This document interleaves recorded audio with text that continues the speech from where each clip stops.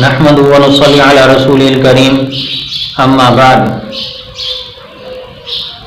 عیبدار جانوروں کی قربانی جائز ہے کہ نہیں؟ ایسا لنگڑا جانور جو چلتے وقت پاؤں بالکل زمین پر نہیں رکھ سکتا تو اس کی قربانی جائز نہیں۔ اگر چلتے وقت اس پاؤں سے کچھ سہارا لیتا ہے تو اس کی قربانی جائز ہے، جیسے کہ رسول اللہ صلی اللہ علیہ وسلم نے فرمایا کہ کانا جانور جس کا کانا پن واضح ہو اس کی قربانی جائز نہیں۔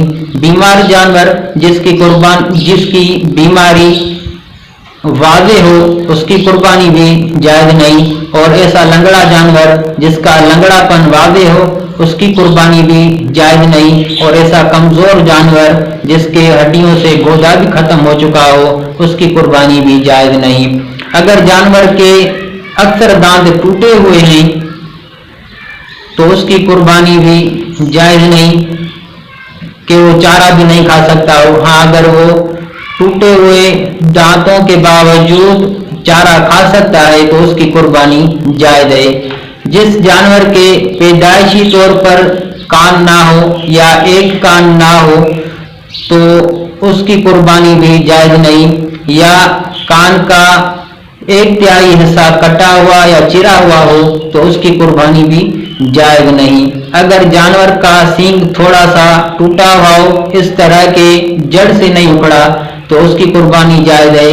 اگر سینگ جو ہے وہ جڑ سے اکھڑا ہوا ہے تو اس کی قربانی جائز نہیں ہے۔